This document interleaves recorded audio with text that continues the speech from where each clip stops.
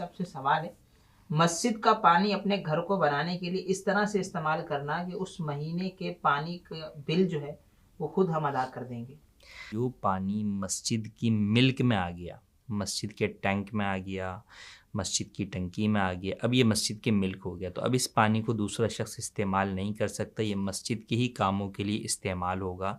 तो दूसरे का मस्जिद के पानी को यूँ इस्तेमाल करना जायज़ नहीं है।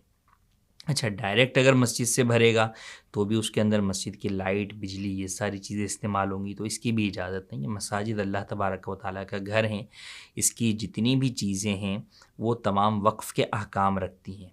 तो आवाम को अपना चंदा देने की बुनियाद पे ये हरगिज़ नहीं समझना चाहिए कि जनाब हमारे चंदे से तो मस्जिद चल रही है। नहीं, आपने जो मस्जिद में चंदा दे दिया वो अल्लाह तबारक व तआला की मिल्क में चला गया, वक्फ़ हो गया। अब वो उन्हीं उमूर में ख़र्च होगा जो कि उस चंदे के मसारिफ़ हैं। आपका उसे इस्तेमाल करना पैसे देकर भी जायज़ नहीं। इसी तरह फ़क़त ये पानी नहीं, कई लोग मस्जिद की सीढ़ी या मस्जिद की दरियाँ या मस्जिद के मुख्तलिफ़ सामान इस्तेमाल करने के लिए तकाज़ा करते हैं कि भाई मस्जिद में ये फ़ारिग तो रखी हुई है, दे दें, हम पैसे दे देंगे तो ये 4 पैसे ही आएँगे। तो यहाँ पर मस्जिद को नफ़ा देने का मकसद नहीं है, नफ़ा भले हो जब भी इजाज़त नहीं है, क्योंकि मसाजिद की ये चीज़ें किराए पर देने के लिए नहीं है।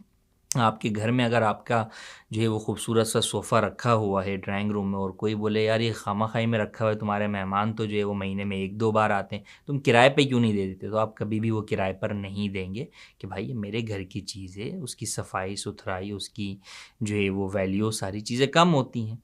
तो अंडरस्टूड सी बात है, जिस तरह आप अपने घर की चीज़ों की हिफाज़त करते हैं, इसी तरह मसाजिद की भी जो चीज़ें हैं अगरचे वो खाली रखी हुई हैं, उनका कोई काम या इस्तेमाल इतना ज़्यादा नहीं है, उनको बहरहाल आपको इस बात की इजाज़त नहीं है कि आप मुफ़्त में इस्तेमाल करें या पैसे देकर इस्तेमाल करें, दोनों ही सूरतों में इसकी हरगिज़ इजाज़त नहीं है।